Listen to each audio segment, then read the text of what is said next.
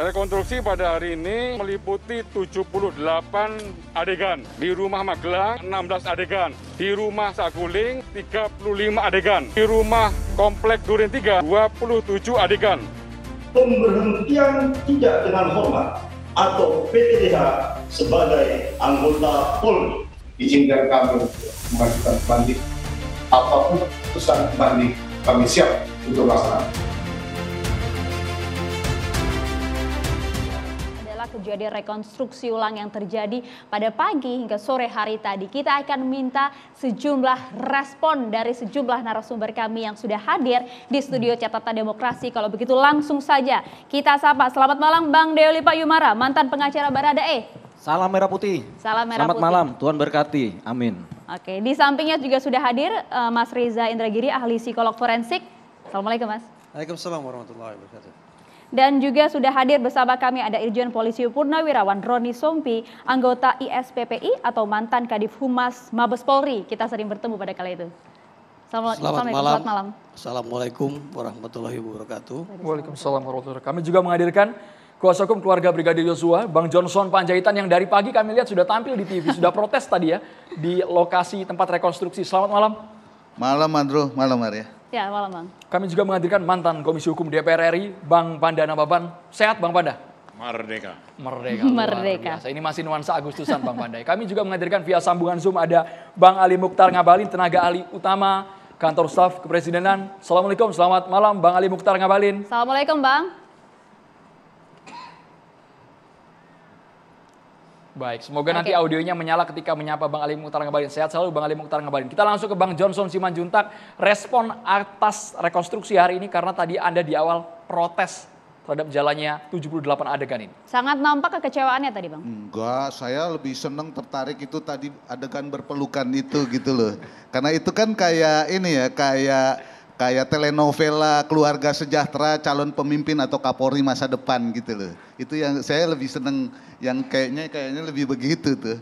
Daripada kita stres ya, karena saya tahu nih ujung dari semua ini kan taruhannya bisa error in persona atau peradilan sesat ya.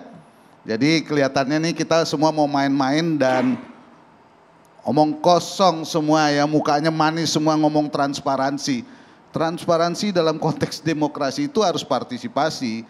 Emang pasal 340, 338, Jungto 5556 itu laporannya siapa? Laporannya almarhum Brigadir Joshua yang udah di kuburan. Kan pengacaranya yang diperiksa sampai pagi. Ya kan? Masa kayak begitu Andi Rian itu direktur itu ya yang bersama dengan saya melakukan prarekonstruksi untuk skenario obstruction of justice sebelumnya. Di rumah dengan menjanjikan kepada saya, Bang tolong ya nanti kalau udah rekonstruksi baru nanti kita undang abang lah. Kalau yang ini abang jangan. Jadi saya duduk beramai-ramai bersama dengan dia. Kok kayak begini nih. Ya saya mau bilang kepada Kapolri kayak begini nih Pak, institusi kita Pak Presiden, Menko Polhukam kayak begini nih ngomong transparansi nih dalam konteks demokrasi.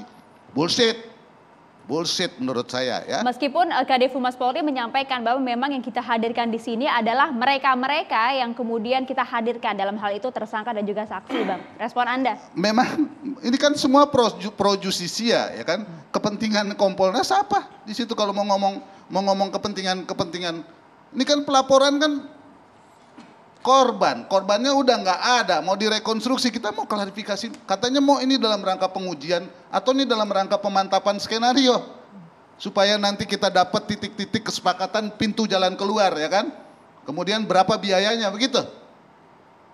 Demokrasi kita kan kayaknya mau begitu nih. Beda makna itu Bang, pemantapan skenario beda makna sama jalannya rekonstruksi tadi. Iya, tapi dalam konteks demokrasi sama aja ini kan, jadi bukan cuma lip service ini ya kan. Bisa mengandung apa ya kebohongan. Kalau ngomong norma, oh itu tidak diatur, oh ini begini ini prek lah. Dari awal kita mau mendukung ini supaya pro justisia ini benar-benar terbuka dan akuntabel. Semakin dia terbuka dan partisipatif, semakin dia punya legitimasi dan menjauhkan dari skenario-skenario yang mengakibatkan ini obstruction of justice. Itu kan semangat kita ya. Apakah orang seperti saya memang tidak dipercaya walaupun saya sudah secara resmi ada surat kuasa? Apa begitu? terus kemudian nanti saya dicari-cari kesalahannya. Begitu demokrasi kita nih. Ya kalau begitu ya mari saya akan siapkan juga langkah-langkah saya untuk menghadapi ini semua mereka kalau kayak begitu. Sikap protes langsung disampaikan tadi di lapangan? Iya, saya mau bicara apa ya? Ya saya kira saya nggak mau jadi pecundang ya Sempat kan. komunikasi juga dengan pihak Mabes. Saya tadi duduk dengan Pak Dedi, duduk dengan Karo Penmus. Kita kan komunikasinya baik. Saya juga baik dengan Sambo. Saya bukan orang yang anti komunikasi, saya selalu berkomunikasi. Tapi kok begini cara bereaksinya? Emang polisi ini punya nenek moyangnya? Hah? Punya nenek moyangnya emang? Ini punya rakyat, ya. Jadi rakyat, mari kita bersatu untuk memperjuangkan ini. Kalau enggak ini institusi yang sangat kita sayangi, ya, dihancurkan kayak begini dan pertaruhannya nanti adalah proses penegakan hukumnya di pengadilan. Jangan mau negara ini dipertaruhkan seperti kayak begini dengan bahasa-bahasa yang lip service. Jangan mau menurut saya. Responnya memang apa, Bang? Pada saat ditanyakan langsung ke pihak Polri. Itu yang tadi Komarudin bilang, pokoknya. Nah, kata pokoknya itu. Nah, saya bilang kepada media, saya kemarin itu baru saja duduk-duduk di sini untuk prarekonstruksi yang obstruction of justice, tembak-tembakan, pelecehan seksual di rumah itu. Katanya nanti mau dilanjutkan rekonstruksi. Saya sekarang datang ke rekonstruksi malah diperlakukan kayak begitu. Terus pertanyaan saya, kontribusi saya sebagai warga negara sekaligus pemegang kuasa yang melaporkan dan diperiksa, saya mau berpartisipasi untuk menegakkan keadilan, transparansi dan lain sebagainya di mana? Di keranjang sampah sono.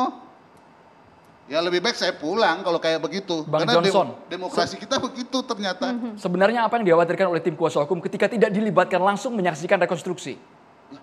Yang pertama saya harus memastikan antara prarekonstruksi yang dibangun dan sudah pernah dilakukan dengan rekonstruksi yang ini benar atau enggak? Jangan-jangan masih konsisten, masih skenario lama. Yang jelas obstruction of justice. Kalau itu yang terjadi sekarang ini, ya, dengan bintang filmnya Ibu PC, wah dia kayak bintang film tadi lewat depan saya. Buset, enak bener ya, 340 bos. Pembunuhan berencana. Jadi ini udah deket ancaman hukuman mati saya kira ini. Ya, kita harus tekan ini, ya. Nah, menurut saya cara-cara kayak begini mau diterus-teruskan, saya kira terlampau mahal. Kita harus berjuang menyelamatkan institusi ini dan proses penegakan hukum kita. Ya, tapi kalau dilihat dari tayangan-tayangan gambar-gambar pada saat rekonstruksi, ada kejanggalan tidak? Ada perbedaan tidak antara prarekonstruksi dengan yang kemarin? Sayangnya Maria, saya lebih senang yang berpelukan itu loh. Karena itu Emang apa yang janggal Bang dari adegan itu? Itu kan adegan ulang pelukan Teletubbies juga kan? Ya kan? Ya jadi 340 itu maksudnya apa? Happy begitu suami istri walaupun tersangka. Saling menguatkan secara psikologis? Anda ngomong psikologi bagaimana ya? Kami ini ada Bung Reza, kami di sini memperjuangkan perempuan dan anak-anak, bukan manipulasi-manipulasi kayak begini. Kita mau memperjuangkan keadilan dengan benar untuk perempuan dan anak-anak. Bukan kayak begini-begini dipertontonkan kayak telenovela keluarga calon pemimpin masa depan, calon Kapolri masa depan. Nggak begini caranya. Demokrasi kita juga tujuannya bukan begini, penegakan hukum kita juga bukan begini. Boleh kita ke Pak Roni Sompi, puluhan tahun berkiprah di Polri, apakah memang ada ketentuan khusus yang mengatur bahwa kuasa hukum dari korban, apalagi yang sudah meninggal, tidak boleh dilibatkan? Atau tidak ada ketentuan untuk datang langsung ke proses rekonstruksi? Sudah cukup transparankah ini? Baik. Sudah menyala Pak? Ya, terima kasih.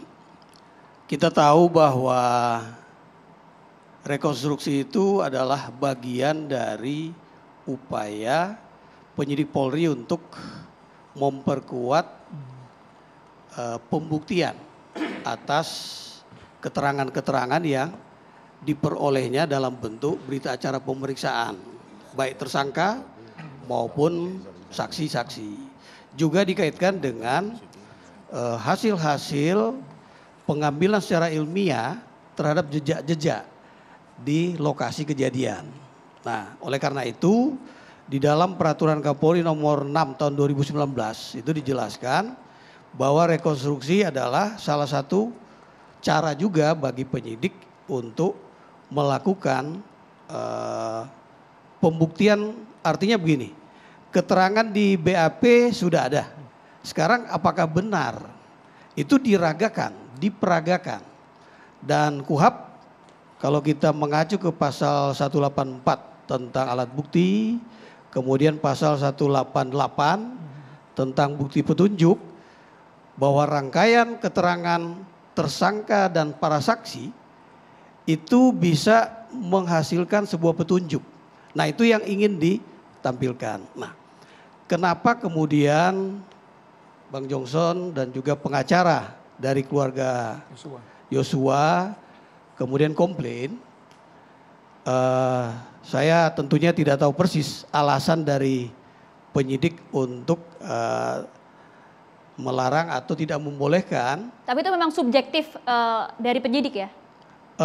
Kalau saya baca di berita-berita, jawabannya adalah tidak diundang. Ya, tidak diundang. Nah, tidak dalam diundang hal ini tapi datang, Bang. Tidak diundang tapi datang ke lokasi, artinya Bang. begini, kita lihat kehadiran yang akan memeragakan semua kegiatan di tempat kejadian perkara itu adalah para tersangka dan saksi-saksi yang memang ada. Sedangkan kita tahu bahwa korban kan memang sudah meninggal.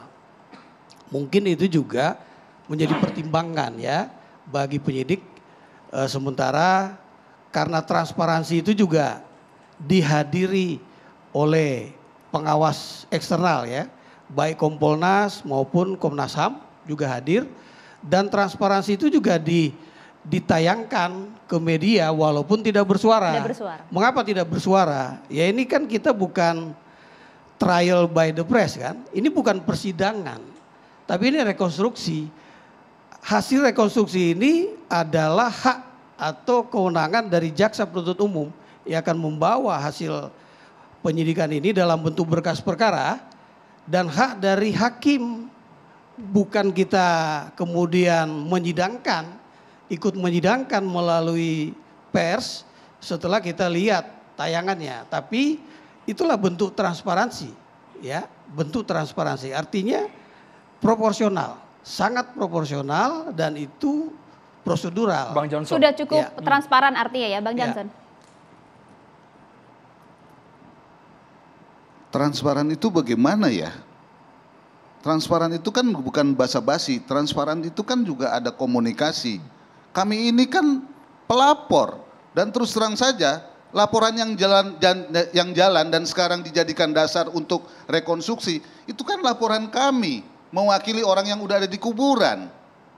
Kan semangatnya udah kelihatan. Coba Anda bisa bayangkan nggak kalau misalkan kami tidak lapor, skenario film India kan, tembak-tembakan itu yang sudah dibuat prarekonstruksinya kan yang terjadi. Dan saya mau ingatkan kepada kita semua, prarekonstruksi, kemudian ekshumasi, kemudian penguburan ulang dengan kehormatan, itu kami ajukan secara resmi tersurat dan dirapatkan begitu. Kenapa saat-saat yang baik seperti itu kita sudah rintis, ternyata sekarang berujung pada keadaan yang seperti ini? Apakah orang seperti saya atau teman-teman saya yang lain itu tidak memegang kode etik sehingga bisa mengganggu atau menteror orang-orang itu? Ya buktinya Putri jalan seperti artis. Jalan tuh, saya nggak mempersoalkan dia punya tekanan psikologi atau enggak, berpelukan ya silakan aja rakyat nanti yang akan menilai. Tapi saya sangat sayangkan ini dipertontonkan terus-menerus pada saat kita lagi concern mau memperjuangkan korban-korban perempuan dan anak-anak. Kayak begini nih, pasal 340 diberlakukan tapi kayak begini nih. Sekalipun ini Bang transparan. Johnson yang hadirkan ada Kompolnas, Komnas HAM, bahkan 10 LPSK. anggota jaksa penuntut umum juga ada dalam proses rekonstruksi. Sesaat lagi ditanggapi. Kita harus jeda dulu, hanya di Catatan Demokrasi pemirsa. Rekonstruksi pada hari ini meliputi 78 adegan. Di rumah Magelang 16 adegan. Di rumah Saguling 35 adegan. Di rumah Komplek Duren 3 27 adegan. Pemberhentian tidak dengan hormat atau PTDH sebagai anggota Polri. Izinkan kami mengajukan banding. Apapun keputusan banding, kami siap untuk melaksanakan.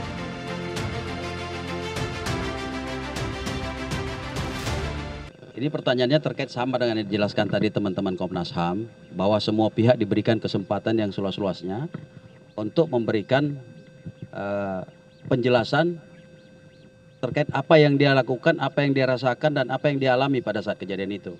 Sebenarnya ini adalah mekanisme standar, SOP standar yang dilakukan bagi pihak atau tersangka yang merasa tidak melakukan adegan itu, boleh mengajukan keberatan. Keberatan dalam hal ini tentu keberatan tersebut akan kita berikan pemeran pengganti, figur. Nah, dalam proses kali ini ada beberapa hal, ya ada beberapa hal. Misalnya saya kasih contoh ini yang contoh mudah. Mas itu menurut saya ada di situ, tapi Mas itu mengatakan enggak, dia tidak di situ, ada di sana. Nah kalau dia tidak mau terima, kita pakai pemeran pengganti di sana. Paham ya? Ini sebaliknya seperti itu. Ini yang tadi dimaksud, kita memberikan kesempatan yang seluas-luasnya bagi semua. Oke, kami melanjutkan yang tadi Bang Johnson mungkin juga bisa mengomentari pernyataan dari Dirtipidum Barreskrim Polri, termasuk juga dihadiri langsung tidak hanya Kompolnas, Komnas HAM, bahkan juga ada 10 jaksa penuntut umum yang hadir juga. Saya mau mengkritisi dulu nih yang satu ini nih, Jenderal ini, Direktur Tindak Pidana Umum ini ya.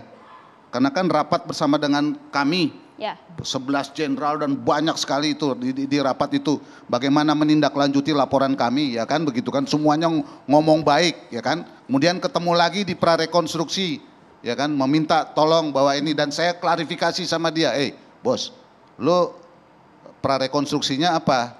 Prarekonstruksi 340 atau oh enggak bang, ini prarekonstruksi tembak menembak dan pelecehan seksual, ya kan? Padahal kita udah tahu itu obstruction of justice, kenapa masih diterus-teruskan, ya kan? Nah, nantilah bang kalau misalkan ini apa, kalau rekonstruksi kita, jadi begini ya, saya nggak usah dikuliahin soal norma, soal hukum, saya mengerti, ya. Saya juga bertahun-tahun melakukan ini kan persis sama ya, kayak yang dikatakan Pak Mahfud, ya kan? Ngomong kan harusnya barang buktinya dikasih lihat dong, gitu kan? Ngapain ditutup-tutupin? Nah pertanyaan saya, saya sebagai pelapor datang dengan baik-baik, berkomunikasi dengan baik, rapat di institusi, terus diperlakukan kayak begini, terus ngomong transparan, bla bla bla bla bla dalam rangka penegakan hukum yang akuntabel apa segala macam. Ini sama aja bohongin rakyat kalau kayak begini. Kemudian si pemain bintang filmnya jalan gitu, lenggak-lenggok gini, berpelukan begitu. Oh begitu yang mau dipertontonkan ke rakyat? Ya silakan saja. Inilah transparan kita. Hai rakyat, di saat kita sudah 77 tahun merdeka. Begini ternyata yang dipertontonkan. Padahal kami ingin memperjuangkan supaya pro justisia dijalankan dengan benar, sehingga peradilannya tidak peradilan sesat, tidak error in persona, ya. Semuanya benar-benar bisa kita pertanggungjawabkan. Bukan cuma mereka, saya juga harus mempertanggungjawabkan profesi saya. Apakah saya ini pengacara yang becus, benar atau tidak, atau pengacara yang bisa dibeli. Tapi yang jelas saya bukan pengacara yang bisa diusir-usir. Ingat itu. Ya. Saya masih diminta oleh institusi Polri untuk berkomunikasi dan melakukan proses-proses pendidikan. Masa kayak begini cara kita mau menjaga marwah organisasi yang kita cintai sama-sama, ya. Jadi saya kira Pak Kapolri ambil tindakan nih terhadap orang-orang nih, ya. Terhadap Direktur Pidana Umum ini. Ya, saya sudah baik-baik ngomong, berkomunikasi baik-baik, ngajuin surat berbaik-baik. Tindakan semacam apa Bang Johnson? Ya. Tindakan semacam apa? Ya, kalau bisa ya diproses, dicopot, diganti, karena ini taruhannya kan bagaimana menjaga marwah, Mbak. Kalau orang-orang kayak begini justru merusak, padahal kita udah berkomunikasi bagus. Itu loh. Poinnya soal transparansi, karena yang getol sekali transparansi dari Presiden meminta Kapolri dibuka sejujur-jujurnya. Menko Polhukam juga mengatakan hal yang sama. Bahkan. Kita tanyakan ke Ali Mukhtar Ngabalin, tenaga ahli utama KSP. Bang Ali Mukhtar Ngabalin, tanggapannya seperti apa atas protes dari kuasa hukum keluarga Brigadir J? Silakan Bang. Terima kasih Andro dan Mbak Maria, para senior narasumber semua, teman-teman yang saya hormati dan para pemirsa. Yang pasti bahwa malam ini melalui TV One dengan catatan demokrasi adalah forum yang sedang disaksikan oleh jutaan orang di Republik Indonesia. Karena itu memang forum ini tidak juga lepas dari sebuah sarana yang penting dan baik untuk kita jadikan sebagai bagaimana mengedukasi masyarakat terhadap dialog dan proses yang sedang dihadapi. Yang paling utama dari kasus ini pertama kali diguncangkan itu 4 kali paling kurang Bapak Presiden menyampaikan secara terbuka, kemudian juga sampaikan kepada Kapolri agar proses menemukan titik benarnya, kebenaran ini harus tetap diungkapkan, bahwa kalau hari ini ada kita temukan seperti bagaimana saya mau menyebutkan forum ini menjadi bagian yang momentum terpenting untuk Bang Johnson dan kawan-kawan meluapkan sedikit kekesalan, kemarahan terhadap proses yang ada. Saya kira normal saja dan alam demokrasi bagi Indonesia itu sah-sah saja. Tapi memang saya harus juga berkepentingan untuk menyampaikan tidak saja kepada Bang Johnson tetapi semua senior, kawan, sahabat yang ada pada forum ini. Mari juga kita gunakan momentum yang terbaik ini untuk pelan kita bicara tentang proses yang ada ini dengan beberapa konstruksi yang ada maupun rekonstruksi yang dilakukan itu supaya rakyat juga bisa tercerahkan dari dialog kita sehingga kita punya tanggung jawab juga untuk bisa mendidik masyarakat terhadap apa yang menjadi terbuka di ruang publik dengan proses yang sedang dijalankan. Itu sebetulnya kalimat yang saya kira penting untuk saya harus sampaikan, Maria. Bro Ngabalin, ini bukan soal sah-sah aja, tapi ini kan efektif nggak pemimpin-pemimpin ini ngomong transparansi? Kalau dia ngomong transparansi, tapi yang di bawah tidak menjalankan transparansi, ini bagaimana? Ini kan taruhannya negara ini, Bos. Bang Johnson, yang saya mau bilang bahwa forum ini kemudian Bang Johnson menggunakan dan menyampaikan ini secara terbuka, itu yang saya maksudkan sah-sah saja. Tetapi saya juga mau bilang bahwa karena catatan demokrasi ini merupakan satu forum yang disaksikan oleh seluruh rakyat Indonesia, bahwa ada proses yang mungkin Bang Johnson dan teman-teman menganggap ada yang tidak benar, kemudian Anda dan kawan-kawan diusir dan lain-lain. Semuanya mekanismenya ada kan? Semua ini terbuka di ruang publik. Tapi yang saya mau bilang dari tadi itu adalah saya, Bang Johnson, dan semua kita yang hadir di catatan demokrasi malam hari ini juga punya tanggung jawab penting untuk melakukan edukasi kepada masyarakat melalui forum acara catatan demokrasi. Itu maksud saya, kawan. Iya. Bang Ngabalin, kita tentu di sini sama-sama ingin mengedukasi, tapi menurut Anda Bang Ngabalin, apakah kemudian rekonstruksi tadi sudah cukup menjawab transparansi yang kemudian berkali-kali diungkapkan oleh Presiden? Saya juga ingin menyampaikan bahwa apa yang disampaikan Bapak Presiden adalah menjadi tanggung jawab beliau sebagai pemimpin negara, sebagai kepala pemerintahan dan kepala negara.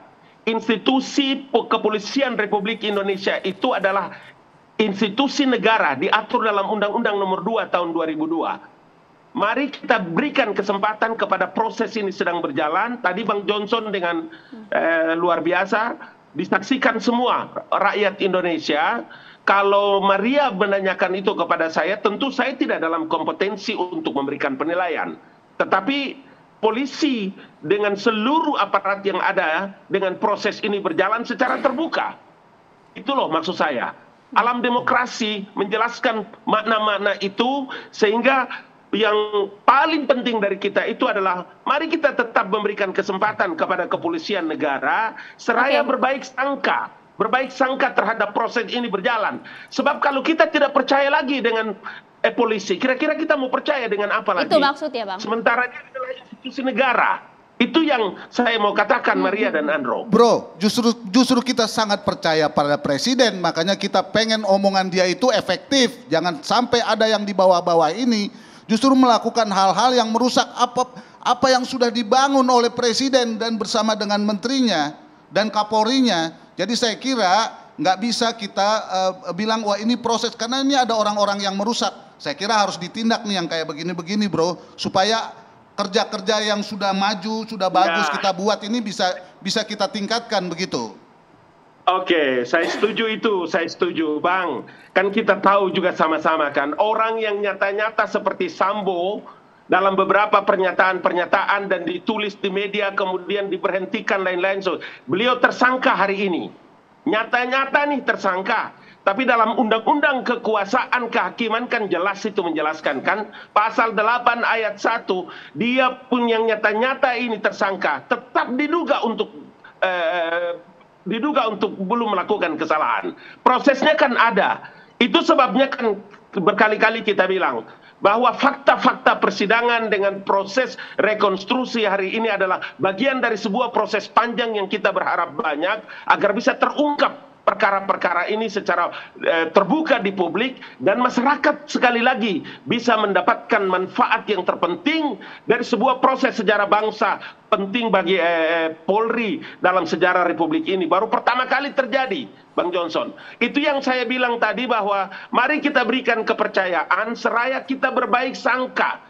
Untuk proses ini harus tetap kita hormati gitu. Baik, diksi, narasi yang kita pakai juga adalah bagian juga untuk bisa mengedukasi rakyat dalam menyaksikan pertemuan kita di malam ini. Begitu, saudaraku.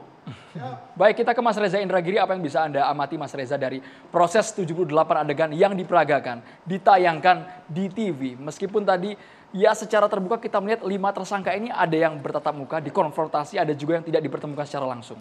Saya sangka tadi pertanyaannya diminta untuk mengomentari Bang Johnson, bukan? Oh, belum. Mengomentari beliau sepertinya lebih seru daripada mengomentari rekonstruksi tadi. Kalau yang saya lihat adalah persoalan utama, saya ini bukan pengamat gestur. Oke, sepakat. Jadi sebuah tayangan rekonstruksi berjam-jam yang sama sekali tidak memperdengarkan suara apapun, praktis tidak bisa saya nilai. Jadi saya tidak tahu apakah ini merupakan proses rekonstruksi yang wajarkah, yang idealkah, atau penuh dengan cacatkah, saya tidak bisa menilai itu sama sekali. Yang jelas, tadi bicara transparansi ya, saya mengkhawatirkan dari tayangan yang terlihat di media hari ini ada 2 persoalan yang harus disikapi secara benar oleh teman-teman di kepolisian. Pertama, protes keras dari Bang Johnson dan kawan-kawan yang merasa diperlakukan tidak proporsional. Jeritan beliau, teriakan beliau ini mengingatkan saya pada latar belakang kenapa lahir viktimologi. Viktimologi itu lahir karena para korban ini merasa kita yang paling berkepentingan dalam proses hukum, tapi malah kita yang diabaikan. Masyarakat, otoritas penegakan hukum kenapa malah lebih banyak berkerut dahi memikirkan nasib pelaku. Nah, kegusaran macam itu yang saya pikir juga melatar belakangi suasana batin Bang Johnson. Kenapa beliau sebagai representasi korban, pihak yang sesungguhnya paling kita pedulikan, pihak yang sesungguhnya paling kita perjuangkan, tapi justru di rekonstruksi siang tadi merasa disisihkan. Nah, retorika beliau sebetulnya sebanding nih dengan perkataan Pak Kapolri bulan Juli lalu. Bulan Juli Kapolri mengatakan meminta masyarakat memberikan dukungan seluas-luasnya kepada Polri. Beliau dengan kalimat yang berbeda tampaknya juga sedang menggalang dukungan masyarakat. Nah, tinggal kita lihat bagaimana respon netizen besok pagi. Bicara tentang respon netizen, saya teringat lembaga Media Wave. Itu sejak awal melakukan pemantauan terhadap percakapan alias respon netizen, warganet tentang kasus Duren 3 ini. Beberapa hari belakangan ini jumlah percakapannya menurun. Artinya antusiasme publik tampaknya mulai kendor. Tetapi walaupun dari jumlah percakapannya menurun, namun sentimen negatifnya tetap menjulang. Artinya memang betul-betul isu besar nih bagi Polri untuk memastikan aspek transparansi bisa terpenuhi. Kalau saya memaknakan transparansi adalah begini.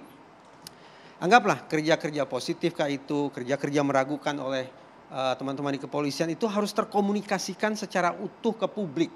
Anggaplah bahwa saya tidak bisa mendengar apapun selama rekonstruksi itu berlangsung, tetapi saya berharap di akhirnya ada informasi memadai yang bisa dipasok kepada masyarakat. Sehingga transparansi sedikit banyak bisa terpenuhi. Itu poin 1. Poin yang kedua, yang menurut saya juga mempertaruhkan masalah transparansi, adalah kenapa PC tidak kunjung ditahan dan kenapa PC tidak diharuskan mengenakan baju berwarna oranye. Muncul interpretasi, apalagi ini, apakah ini indikasi adanya perlakuan atau privilege terhadap PC. Orang yang selama 2 bulan ini sudah diasosiasikan sebagai pendusta. Maaf kata ini, kalimat saya jadi terlalu kasar mungkin. Selama 2 bulan ini dianggap sebagai pendusta, orang yang dianggap berpura-pura sakit, orang yang mengutarakan sekian banyak hal secara tidak konsisten, tapi kesannya malah dapat privilege yang tidak kunjung ditahan dan tidak diharuskan mengenakan baju tersangka. Simpulannya, Saya mencoba membangun optimisme ya. Mencoba membangun optimisme bahwa dari sisi investigasi, dari sisi pidana, mudah-mudahan polisi akan bisa menangani atau menuntaskan kasus ini dengan baik. Tapi dari sisi komunikasi publik, tampaknya ada persoalan yang serius, yang harus ditingkatkan lebih baik lagi. Betapapun kerja substantif penting dan bagus, tapi kalau aspek komunikasi publik terabaikan, maka satu tolok ukur keberhasilan tampaknya tersingkir. Saya menetapkan ada 4 tolok ukur keberhasilan bagi Polri dalam pengungkapan kasus ini. Pertama tuntas, saya tidak akan elaborasi ya.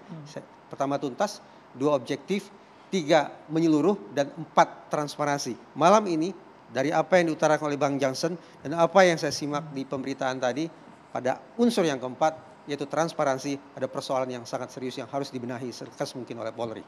Oke, Mas Reza, Anda melihat betul kasus ini berjalan dari awal hingga saat ini. Apa yang sebenarnya ingin Anda lihat dari rekonstruksi yang terjadi pada pagi hingga sore hari tadi? Rekonstruksi menurut saya dari sudut pandang psikologi forensik ya merupakan sebuah forum penguat. Penguat apa? Penguat tentang tahapan sebelumnya yaitu BAP. Penyusunan BAP adalah sebuah proses yang sangat mengandalkan daya ingat manusia, daya ingat tersangka. Sayang beribu sayang, psikologi forensik sudah sampai pada sebuah simpulan bahwa yang namanya daya ingat manusia sangat rentan mengalami fragmentasi dan distorsi. 1,5 bulan lebih. Jelas, terlebih kalau kita asumsikan bahwa setiap orang itu tidak ada lagi jiwa korsa ya. Tidak ada lagi keinginan menjadi martir, melindungi pimpinan, melindungi sejawat, tidak ada lagi. Semua SDM, selamatkan diri masing-masing. Nah, karena setiap tersangka akhirnya sudah punya agenda settingnya sendiri-sendiri, maka tidak tertutup kemungkinan ingatan-ingatan yang dibangkitkan, narasi-narasi yang disampaikan ke penyidik pada saat penyusunan BAP, itu juga hilir mudik ke sana kemari. Nah, rekonstruksi yang diselenggarakan oleh pihak kepolisian adalah untuk menakar validitas keterangan, validitas informasi yang sudah disampaikan pada saat BAP. Dengan kata lain, kredibilitas para tersangka sesungguhnya juga dipertaruhkan di situ. Mungkin tidak Mas itu dimanipulasi oleh para tersangka ini, memanipulasi dirinya sendiri agar mendapatkan mungkin. Dalam sebuah situasi hukum yang namanya manipulasi adalah suatu hal yang sangat lumrah. Bukankah sejak awal kita sudah disodorkan sekian banyak drama yang juga manipulatif sifatnya. Bagaimana menggelincirkan opini publik, dikatakanlah ini baku tembak dan segala macam, ada pelecehan seksual yang pindah-pindah, semula di Duren 3, pindah ke Magelang. Manipulasi, ya menurut saya itu semua Tapi manipulasi. kan dalam hal ini tadi seperti Anda sampaikan, selamatkan diri masing-masing, tentu kejujuran di sini dipertaruhkan. Kejujuran dipertaruhkan itu hitung-hitungan di atas kertas. Tapi realitasnya adalah setiap orang, setiap tersangka pasti punya targetnya sendiri. Kalaulah tidak hukuman mati, bebas murni sepertinya tidak realistis ya. Kalaulah tidak hukuman mati, hukuman seumur hidup. Atau lebih rendah lagi, 20 tahun. Nah, agar saya dapat hukuman yang seringan mungkin, maka harus ada pihak lain yang saya kambing hitamkan. Tudingan ini harus saya arahkan ke pihak lain. Nah, pada momen seperti itu akan ada pertarungan ya. Bahwa saya akan semaksimal mungkin membangun narasi, membangkitkan ingatan yang secara strategis akan menguntungkan diri saya. Dan akan menempatkan pihak lain sebagai pihak yang harus paling bertanggung jawab atas tragedi ini. Berarti posisinya bagaimana kita tahu bahwa ini betul-betul sesuai, keakuratannya tidak perlu dipertaruhkan lagi. Karena itulah, ya mungkin masyarakat juga perlu diluruskan ya. Yang namanya pengakuan, yang namanya keterangan, mau digali silakan. Tetapi sesungguhnya proses hukum tidak dikunci, tidak ditentukan secara mutlak oleh pengakuan, oleh keterangan, oleh informasi, tapi lebih pada pembuktian. Sesaat lagi Catatan Demokrasi akan segera kembali. Kami libatkan Deoli Payumara dan juga Bang Pandana Bapan. Tetaplah bersama kami.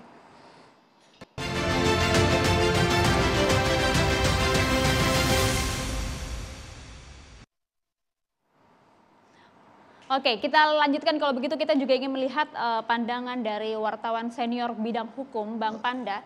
Sebentar Bang dulu Panda. Maria, saya mohon maaf Bang. Saya minta maaf karena ini penting ya. Omongan saya tadi ini menjadi sangat penting nih. Saya nggak tahu nih kenapa TV One memunculkan ini ya. Ini kelihatan sekali ya antara omongan seorang pemimpin yang mendapatkan masukan dalam forum resmi dengan Komisi 3 dengan apa yang dilakukan rekonstruksi tadi berbeda. Jadi saya mohon dengan sangat Jenderal Pak Kapolri kami yang sangat kami cintai berhati-hati. Karena ini antara instruksi dan informasi yang Anda berikan itu berbeda dengan apa yang dilakukan oleh anak buah di bawah. Pernyataan Kapolri yang mana? Mohon maaf Bang Johnson. Ya itu yang tadi ya, sudah tergeletak, bersimbah darah. Cuplikannya coba kita roll supaya pemirsa juga melihat secara jelas cuplikannya. Apakah bisa di roll?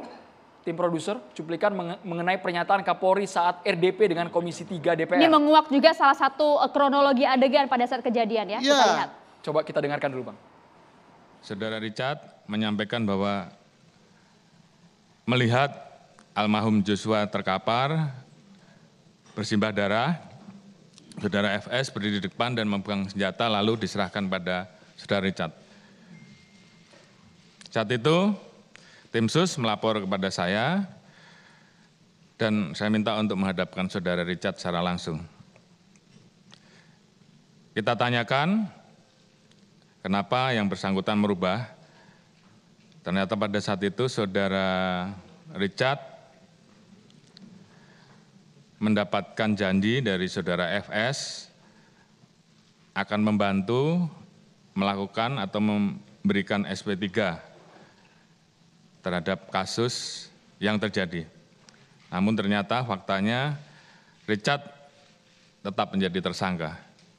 Sehingga kemudian atas dasar tersebut Richard menyampaikan akan mengatakan atau memberikan keterangan secara jujur dan terbuka.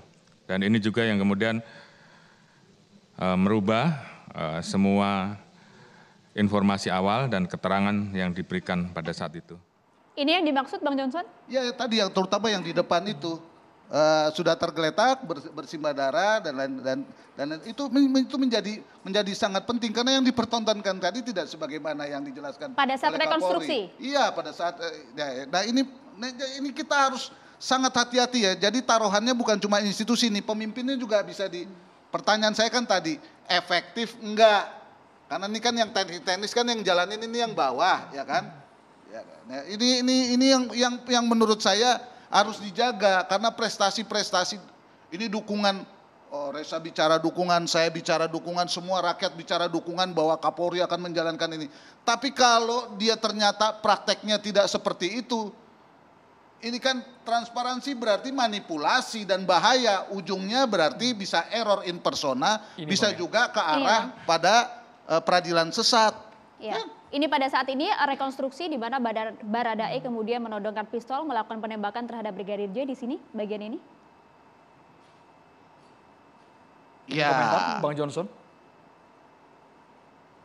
Kalau melihat kalau lihat ini kan berbeda dengan apa pertanyaan saya, masa iya Kapolri mau mempertaruhkan jabatannya di forum yang sangat terhormat itu dan ditonton oleh seluruh rakyat Indonesia secara konstitusional, tiba-tiba diruntuhkan dengan rekonstruksi yang kayak begini. Waduh, bahaya nih, kita belum bicara peradilan, ini aja udah bicara soal kewibawaan dan bagaimana menjaga marwah yang kita sepakati bersama dan rakyat mendukung. Kayak begini, waduh. Jadi pegangannya Bang, pegangan BAP skenario awalnya yang mana sebenarnya? Nah itu dia, semua kan penyidik sekarang. Dan pimpinannya kan itu Direktur Tindak Pidana Umum, Mabes Polri itu. Bukan cuma tim sus, Irwasus ini ada teknis-teknis yang menurut saya harus seluruh rakyat harus melihat ini nih. Ini mulai sangat mengkhawatirkan menurut saya. Oke, Bang Diolipa ingin komentar. Jadi posisinya ini kita agak sedikit ke teknis sebenarnya Bang Diolipa. Tapi tadi apakah sebenarnya memang Verdi Sambo yang menembak terlebih dahulu atau Baradae yang diinstruksikan untuk mengeksekusi kemudian dilanjutkan dengan tembakan Verdi Sambo? Bang Diolipa. Iya. Jadi begini Pak Karni. Pak Karni bukan ya? Bukan, saya bukan. Andromeda sama Maria. Oh iya, Andromeda sama Maria. Jadi ya, kalau BAP cerita pimpinan sama anak buah berubah, kami pun beda-beda juga, wajar-wajar aja. Kan masing-masing punya sudut pandang kan. Cuman kan dasarnya BAP. Kalau di saya sih BAP-nya begini. Si Baradae, si Eliezer disuruh menembak. Orangnya masih hidup, si Joshua. Waktu ditembak, lagi berlutut. Tembak, woi tembak. Nah, ditembaklah karena ada perintah tembak, dor. 5 kali kalau nggak salah, 4 sampai 5 kali. Udah itu aja. Artinya Joshua masih hidup. Dan memang secara kronologis dari rekonstruksi tampaknya Joshua masih hidup. Sama. Ya kan? Nah kalau Kapolri mungkin kecepatan kali itu beritanya dari Dirtipidum. Makanya kadang-kadang koordinasi antara Kapolri, Kabarreskrim sama Dirtipidum ini kadang-kadang nggak nyambung. Saya nggak ngerti kalau rekan bilang itu biasa-biasa aja. Maksudnya biasa-biasa aja pimpinan sama bawahannya berbeda gitu. Walaupun faktanya juga Itu biasa berbeda terjadi. begitu. Oh biasa ya? Biasa terjadi. Manipulasi juga biasa ya? Betul, itu biasa terjadi. Biasa. Ya Oh, itu, biasa. karena kita Rakyat melihatnya. biasa Sebentar, dimanipulasi Pak. ini. Pak Johnson, Waduh, kan itu saya forum lagi, resmi Pak loh. Johnson, Komisi saya lagi 3 loh. bicara, Pak Johnson, jangan Kita habiskan dipotong. dulu, Bang Johnson. Dari Kita tadi Pak habiskan. Johnson bicara, saya Silakan, juga Bang diem-diem Dery. aja, Oh iya, kayak orang mohon bego. maaf rekan. Ah, kan Silakan, masa Bang. saya jadi bego lagi, tiba-tiba omongan saya dipotong, ya Pak Karnia, maaf. Jadi begini, di kepolisian itu kadang-kadang pimpinan terima, ini kan ilmu persepsi. Ilmu bagaimana komunikasi antara 1, 2, 3, 4. Kan kita waktu SD belajar tuh, si A, B, C, D suruh baris. A bilang A, bilang B, kan begitu. Sampai di paling ujung, berubah lagi isinya. Itulah komunikasi. Jadi di polisi ini seringkali komunikasi tidak efektif. Kenapa? Kadang-kadang Kapolri sama Kabarskrim aja berantem kok. Tahu saya, bukannya nggak tahu. Mereka kan nggak cocok. Makanya karena nggak cocok, saya dipecat. Kan begitu. Kalau cocok kan saya nggak dipecat. Paham kan? Nah, Dirtipidum juga sama posisinya. Semua pada capek kerja. Paham nggak? Kapolri itu nggak tidur-tidur. Percaya nggak? Kabarskrim juga nggak tidur-tidur. Terus Dirtipidum nggak tidur-tidur. Emang tidur mereka? Paling 1 jam 2 jam. Kan saya orang dalam saya tahu. Iya kan? Sebentar, jangan dipotong. Aku ingin tanya. Sebentar, boleh? Itu tidak efektif atau ada manipulatif atau ada pembangkangan sipil? Macam-macam. Oh macam-macam. Bisa terjadi macam-macam. Tapi yang pertama adalah tidak efektif tadi. Kepemimpinan di mana digradasi diturunkan oleh pembangkangan oleh Kabareskrim. Semua orang tahu, saya tahu juga kan begitu. Makanya kan sekarang Kapolri kan sendirian. Dari dulu 2 tahun lalu sudah saya bilang, Kapolri itu kerja sendirian sama Wakapolri. Kabarskrim juga kerja masing-masing karena kepentingannya beda. Satu kan ngejar jabatan ke atas. Satu lagi paling bawah pengen juga nyodok. Siapa tahu Kapolri ganti. Makanya ada karangan bunga ketika tiba-tiba di Mabes Polri berhasil aja karangan bunga tuh segede bagong tuh buat siapa? Buat Bareskrim. Tapi kan harapannya supaya Kapolri diganti. Makanya ini kita jernihkan dulu, ini persoalan institusi. Persoalan ini paling penting, kalau perkara sih gampang-gampang aja, banyak perkara kok, gitu kan. Cuman kebetulan perkara ini begitu signifikan buat masyarakat Indonesia, karena keadilan ini kan begitu transparan. Satu lagi, kita bicara tentang rekonstruksi. Rekonstruksi, saya 15 tahun loh di Polres Selatan, tanganin berbagai macam kasus pembunuhan, saya ada. Setiap ada rekonstruksi, itu semua orang boleh hadir. Jangankan rakyat jelata, setan pun boleh hadir. Termasuk juga pengacara korban. Malaikat pengacara juga boleh hadir. Jadi bebas rekonstruksi itu. Jadi adalah suatu hal yang untuk memenuhi rasa keadilan, semua orang boleh dilibatkan. Nggak boleh ada yang larang. Kalau begitu apa yang terjadi dengan rekonstruksi tadi? Salah. Ketidakhadiran? Salah itu. Jadi Dirtipidum itu termasuk yang bodoh juga. Kalau nggak ada ketentuannya, ya pakai rasa keadilan yang dipakai. Bodoh itu. Kalau menurut saya, seharusnya nonton aja nggak apa-apa. Cuma dibatasin, oke, mungkin satu pengacara korban datang satu aja. Kan perwakilan. Terus apa gunanya Kompolnas datang ke sana? Emang Kompolnas pro justisia? Kan Kompolnas tidak. Yang pro justisia adalah pengacara-pengacara korban, pengacara tersangka, jaksa dan hakim. Tapi kan hakim nggak muncul, jaksa boleh muncul, pengacara boleh muncul. Kan ini pengacara yang dilarang. Ngapain orang-orang umum yang suruh nonton? Kalau perlu nggak ada wartawan di situ nggak apa-apa. Yang penting ada pengacara korban karena punya hubungan hukum, begitu kan? Nah ini makanya bodohnya di situ. Kalau dibilang nggak ada ketentuan, ya emang nggak ada ketentuan. Tapi kan pakai rasa keadilan, ya dipikirin. Mungkin karena capek kali Dirtipidum itu mungkin, ya kan? Satu, yang kedua, yang paling penting adalah semua saya udah ngalamin berbagai macam kasus pembunuhan. Saya ngikutin juga dan saya kadang-kadang jadi pengacara terlapor, pengacara ini kan. Nah setiap kasus pembunuhan nggak pernah ada tuh satu orang yang ikut pembunuhan berencana lepas gitu aja nggak ditahan. Ini kan bodoh juga. Itu si Putri sudah masuk. Maksud Anda PC? Putri Malu. Kalau PC saya nggak kenal. Saya tanya Putri Malu. Putri apa? Chandrawati. Jadi gini Pak Karni. Pak Karni, jadi gini. Jadi tidak pernah ada dalam sejarah seseorang yang sudah tersangka kasus pembunuhan berencana apalagi dan dia terlibat itu masih bebas kelayapan. Kata aku sih dasar orang gila kan gitu kan. Yang gila siapa? Ya maaf, yang gila penyidik. Orang udah tersangka pembunuhan masih aja keliaran. Besok saya minta ditahan itu. Mana kamera? Silakan Bang. Nah, besok Pak Dirtipidum saya minta itu Putri ditahan. Kalau enggak saya ngoceh-ngoceh nih. Besok saya ngoceh-ngoceh di wartawan itu. Enggak ditahan si Putri Malu. Ya. Jelas itu. Didukung nggak Pak Johnson? Oke. Potong aja mau saya Pak Johnson. Boleh nggak? Dukung aja. Ditahan nggak besok? Jadi bagaimana baru cara mempertahankan supaya ini benar? Jadi yang salah Ditahan copot. dulu dong si Putri. Tahan, ya kan? Putri tahan nggak? Besok, setuju nggak? Ya harus ditahan dong, Oke, karena itu Pak, diskriminasi. Pak Sampo.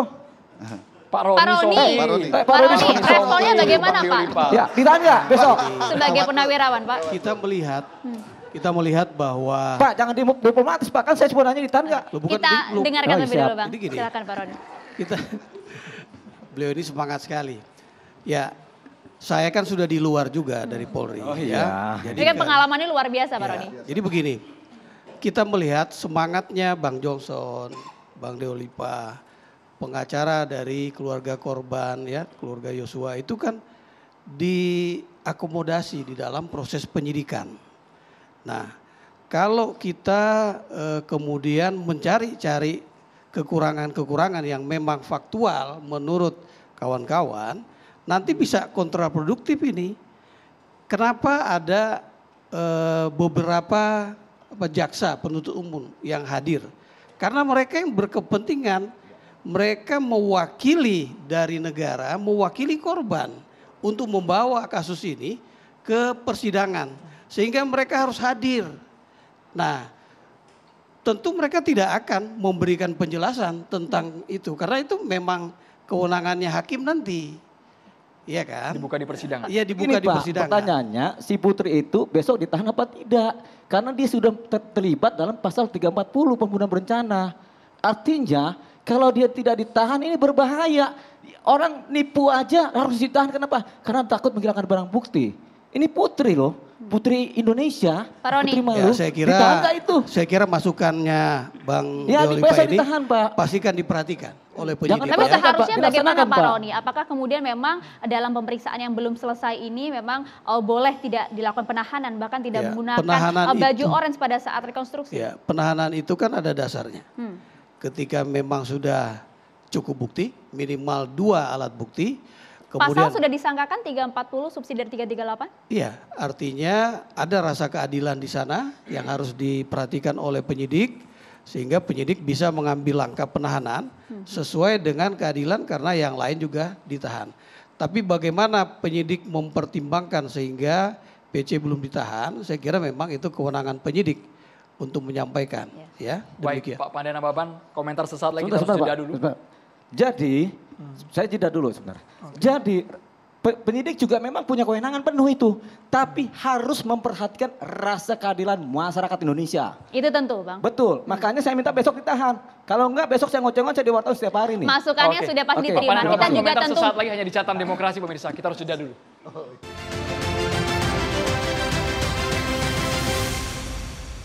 Rekonstruksi pada hari ini meliputi 78 adegan. Di rumah Magelang 16 adegan. Di rumah Saguling 35 adegan. Di rumah Komplek Duren 3 27 adegan.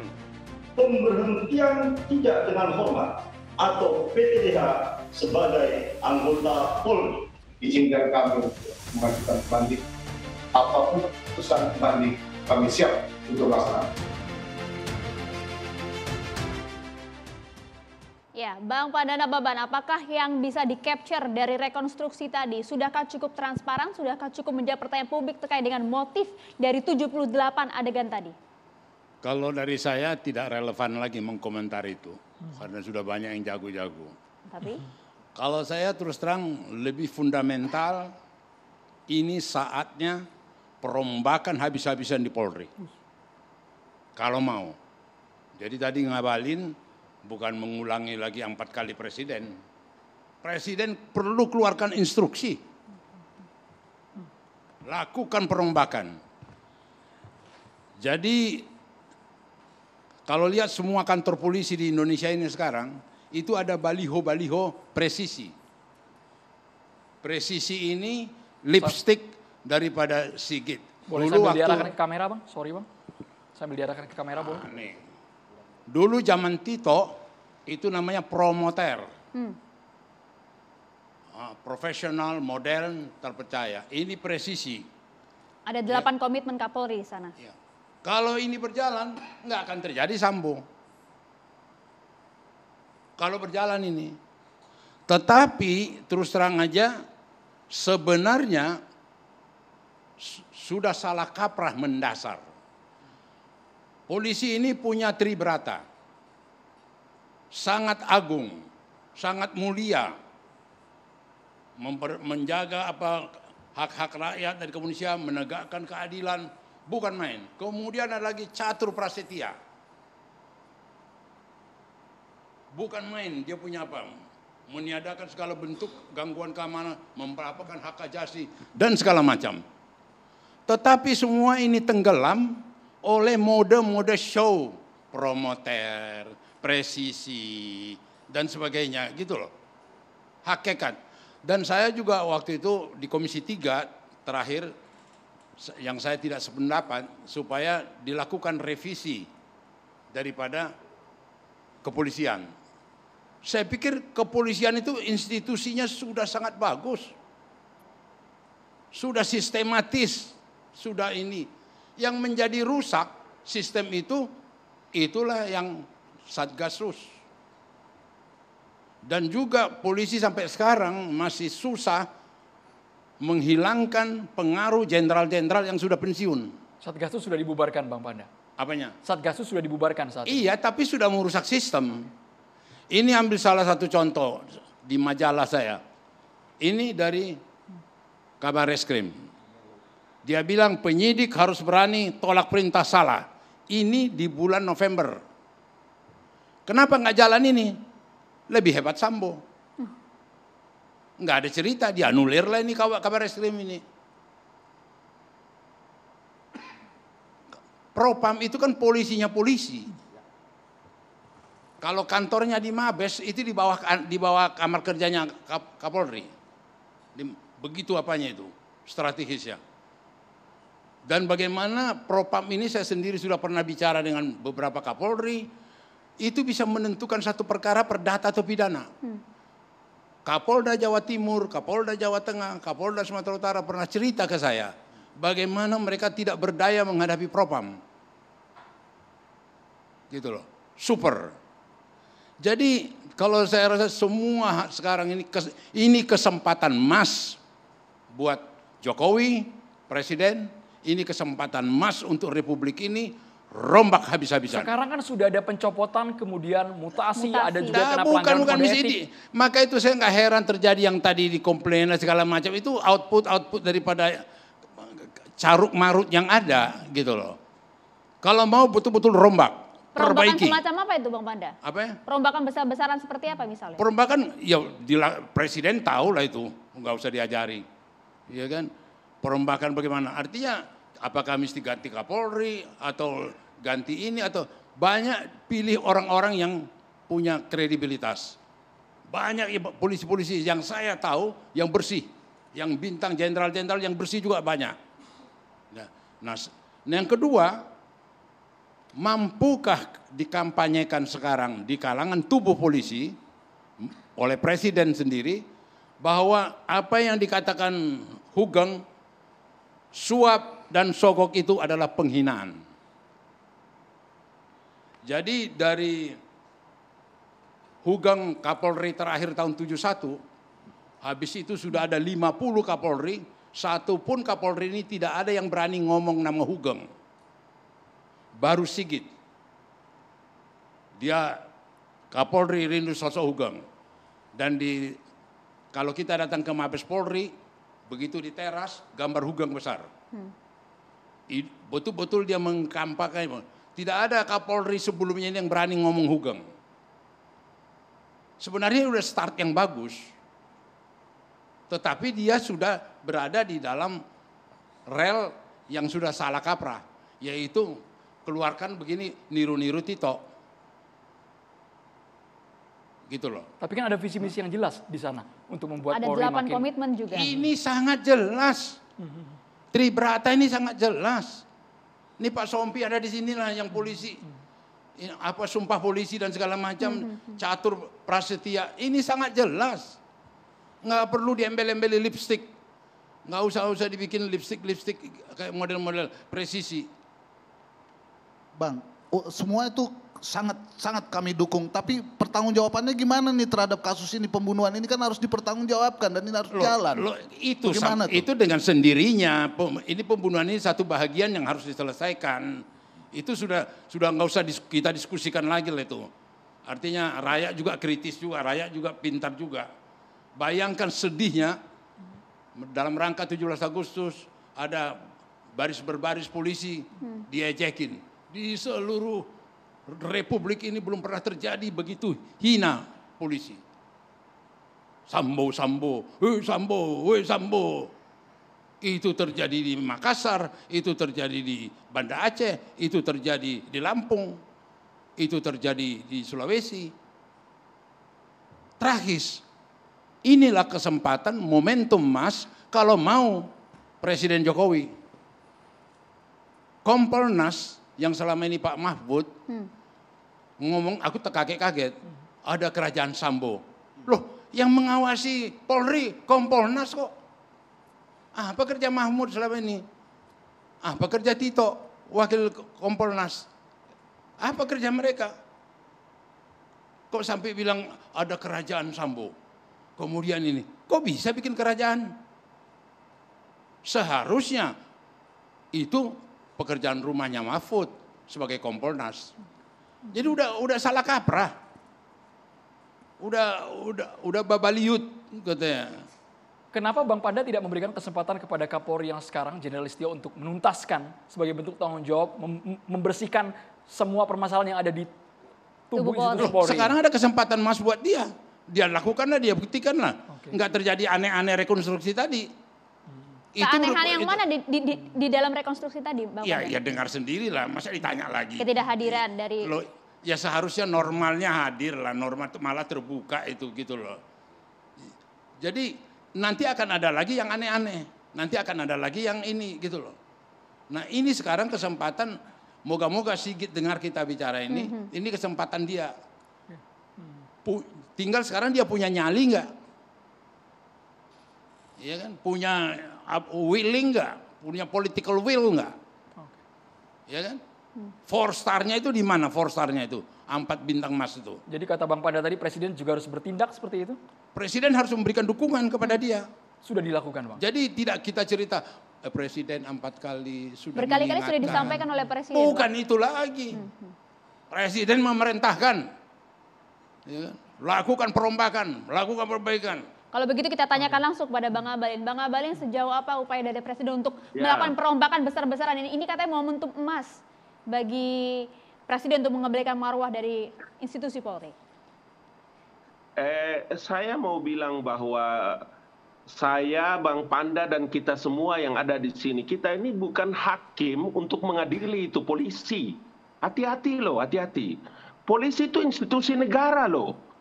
Saya mau bilang supaya jangan terjadi distorsi, Bapak. Jangan kita terlalu maju, jangan kita terlalu enak seenak perutnya berteriak. Kenapa distorsi, lari masalah ke sana kemari? Bahwa ini kesempatan polisi melakukan evaluasi internalnya, iya. Tapi apa kewenangan kita untuk melakukan itu? Berikan kepercayaan kepada polisi, institusi negara. Orang-orang ini terproses, Pak. Menjadi jenderal, menjadi orang pemimpin itu terproses. Jangan dibikin begitu polisinya. Jangan membuat distorsi ini perkara. Kalian siapa sih? Udah salah tangkap, udah salah ngerti. Sekarang lihat, dengar baik-baik. Kapolri itu dalam sidang etiknya kemudian ada dilakukan pemberhentian kepada Jenderal Freddy itu, kemudian diberhentikan secara tidak terhormat. Prosesnya sedang berjalan sekarang. Kita bicara tadi tentang rekonstruksi adalah gambaran terhadap apa yang dilakukan dengan berita acara pemeriksaan saksi. Di Kitab Undang-Undang Hukum Acara Pidana itu menjelaskan bahwa sidang majelis itu hakim menjadikan BAP itu sebagai petunjuk dalam mengungkapkan kasus kan. Kenapa kita menjadi mengadili polisi? Sementara polisi itu adalah institusi negara. Hati-hati loh, ini jangan sampai terjadi distorsi. Saya tidak setuju dengan pernyataan-pernyataan yang menyesatkan rakyat ini. Nggak boleh begitu. Ini Sohibku Ngabali sudah terlampau jauh menafsir. Tidak Iya, ada. kalau sampai bilang Dengar sampai dulu cara baik-baik. apa, kemudian Dengar abang dulu harus baik-baik. bilang memberhentikan Kapolri, kemudian segala Jangan macam. seuzon, jangan seuzon. Ini institusi Dengar negara, dulu. Bang Panda. Jangan terlalu maju begitu. Kita sama-sama DPR waktu itu. Baik. Pernah Jadi kita maksudnya bicara bagaimana, tentang Bang masalah Panda? ini. Saya bilang ini Itu loh. kesempatan emas buat presiden. Iya, Termasuk tapi Ini Kapolri. peluang bicara Kapolri. Bukan berarti melenceng-lenceng menghukumi ke sana. Kapolri, menghukumi ini. Aduh. Ya. Ya, jadi Pak Ngabalin, mana gambar saya dulu dong, gambar Masih saya dulu tersambung. dong. Sudah tersambung, Bang. Nah, itu baru saya bisa ngobrol. Pak Ngabalin kebanyakan bicara ini. Ini kita nih masyarakat Indonesia, Pak, diwakili oleh Pak Panda, Pak Johnson, Pak Sampi. Ini kita ini rasional semua, Pak. Kita nggak ada distorsi, Pak. Paham ya, Pak? Iya, diksi Sebentar. yang dipakai Pak, juga. Anda Pak, juga saya harus boleh bicara, bicara Pak. dengan benar. Pak, Jangan Pak Ngabalin. bicara kayak begitu. Saya Anda kan bicara dulu, Pak. pengalaman, masa Bapak sebagai jangan pengacara ngoceh-ngoceh, Pak. pengalaman, ngomong Woi, kok kacau Pak. Bergantian Oke. kita bapak-bapak. Gantian Bang dong, Deoli, Pak. Pak. Segala Bergantian. macam. Kau siapa? Baik, Bang Deoli, Kau Pak. hebat apa? Menuduh orang goblok dan lain-lain. Lu siapa sih? Sebentar. Kau bicara orang bodoh dan segala macam di ruang publik. Sebentar, Pak. Kamu memang betul-betul tidak punya etika bicara di Ya ruang nggak publik. apa-apa, nggak punya Saya etika. tidak setuju. Pak, saya aktivis Kenapa 98, kalau Pak. kau berpengalaman? Pak, Kalau kau berpengalaman, kenapa caramu begitu? Sebentar, Pak. Saya aktivis Kau yang 98. tidak berakhlak. Kenapa menuduh orang bodoh, goblok? Oke, kita segala macam? dengarkan penjelasan Bang Deoli, Kau Pak. tidak mengerti. Bang Ngabalin.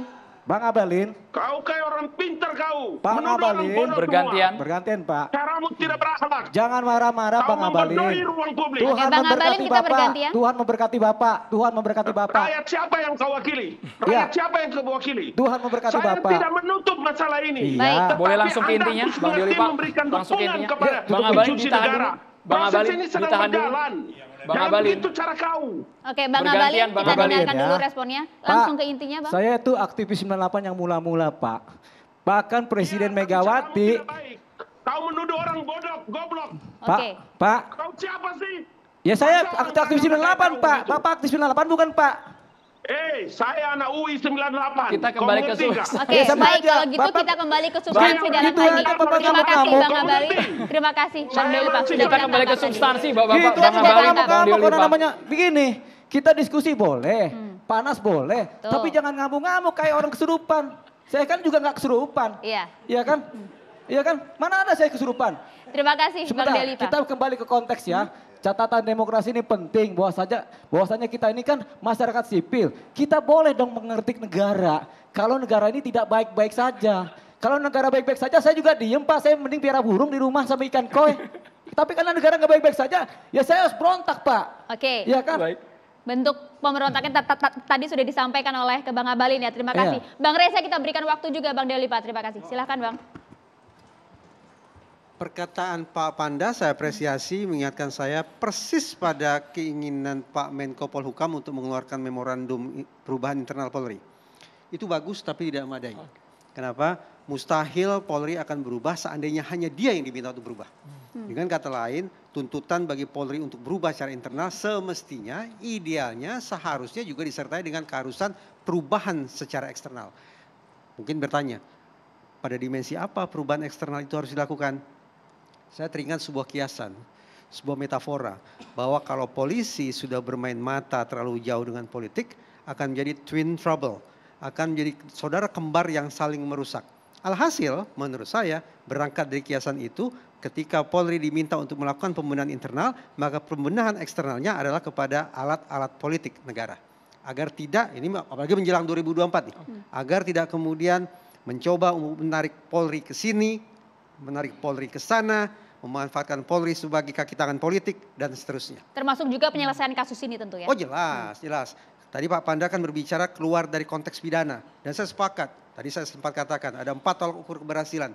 Tuntas, objektif, transparan, dan menyeluruh. Segendang sepenarian. Kalau bicara tentang menyeluruh, maka tidak cukup bagi Polri untuk menyelesaikan masalah Duren 3 berdarah hanya dari sisi pidana, tapi juga menjadikan ini sebagai momentum untuk pembenahan. Pembenahan internal iya, tapi pembenahan ke eksternal juga merupakan keharusan. Sesaat lagi kami akan segera kembali hanya di Catatan Demokrasi. Pemirsa, tetaplah bersama kami.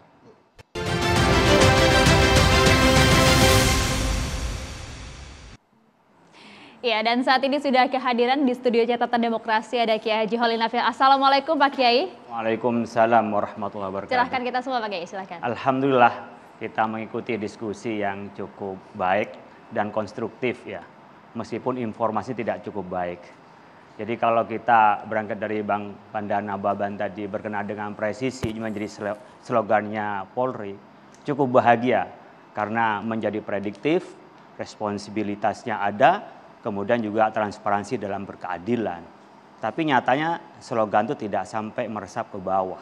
Akhirnya ada kecenderungan untuk tidak mengikuti slogan itu. Bahkan sangat disayangkan ketika polisi itu yang melakukan sesuatu yang menyimpang dari presisi yang ada pada Polri. Sebenarnya sesuatu yang menyimpang dari kebenaran itu adalah hawa nafsu. Jadi ada keinginan untuk menyimpang dari yang benar. Sesuatu yang baik itu adalah hawa nafsu. Dan seringkali hawa nafsu itu dikelabui oleh kedengkian, rasa hasud. Dan bagi orang yang sadar sebenarnya tidak akan melakukan pembunuhan. Pada saat orang membunuh itu karena tidak sadar diri dan itu dikelabui oleh hawa nafsu, kedengkian, amarah yang memuncak sehingga pada saat itu akan kembali pada kerugian dirinya sendiri. Kalau itu terjadi kepada zaman-zaman Nabi sebelumnya, pernah diceritakan di dalam Al-Quran, watlu alaihim naba abnai adam bil haqqi id qarraba qurbanan fatuqbala min hadin lam yutaqabbal min al-akhar qala la'aqtulanna qala innama yataqabbalu minal muttaqin. Pada saat Nabi Adam mempunyai anak Qabil dan Habil dan terjadi di situ perselisihan karena pernikahan Qabil itu dengan saudaranya Habil, Habil dengan saudaranya Qabil tidak menerima. Kemudian dites di hadapan Allah untuk berkorban. Sementara Qabil mengorbankan sesuatu yang tidak baik dari yang dia miliki, sementara Habil mengorbankan dari ternak yang paling baik. Tes itulah yang menunjukkan bahwa korbannya dari Habil diterima oleh Allah Subhanahu wa taala, sementara dari Qabil tidak diterima. Apa yang dikatakan oleh Qabil, la'aqtulannak, saya akan bunuh engkau. Tapi dikatakan oleh Habil ya, tidak menjawab itu, tetapi menyampaikan bahwa korban yang diterima oleh Allah, persembahan dari Habil itu karena ketakwaan. Oleh karena itu, sedari awal Qabil itu sudah tidak suka dengan Habil. Dan yang kedua adalah karena ada iri, mengapa yang dia lakukan tidak diterima oleh Tuhan. Oleh karena itu kehasutan dan kedengkian akan melahirkan suatu kebencian, dan kebencian itu mungkin ada memuncak kemarahan dan akan menjadi pembunuhan. Dimanapun akan menjadi kerugian bagi dirinya sendiri, termasuk yang terjadi pada kita. Yang kita saksikan ini maksud saya adalah menjadi kerugian. Bukan malah dia itu menjadi lebih tinggi derajatnya, tapi malah lebih rendah. Dan bahkan bisa hilang jabatannya. Biasanya karena 3 orang itu mau berkorban dan kadang-kadang lupa diri karena tahta, wanita, dan harta. Karena ketiganya itulah meliputi dirinya sehingga kita mengejar di luar batas yang baik sehingga bukan tambah tinggi tapi tambah hancur, bahkan hilang semua jabatan, harta, tahta, dan wanitanya. Terima kasih, mudah-mudahan bermanfaat. Wallahul muwaffiq ila aqwamit thoriq. Assalamualaikum warahmatullahi wabarakatuh. Waalaikumsalam warahmatullahi wabarakatuh. Terima kasih banyak Haji Olil Nafis, Bang Dioli Payumara, Mas Reza Indragiri, dan tadi ada Bang Ali Mukhtar Ngabalin. Terima kasih banyak sudah hadir melalui Zoom. Ya, tentu terima kasih juga kepada Irjen Pol Purnawirawan Rodi Sompi. Terima kasih banyak. Bang Johnson Panjaitan, terima kasih. Bang Pandana Baban juga terima kasih. Pemirsa, kami akan kembali lagi minggu depan. Saya Maria Segar. Dan saya Andromeda Merkuri. Selamat malam. Sampai jumpa.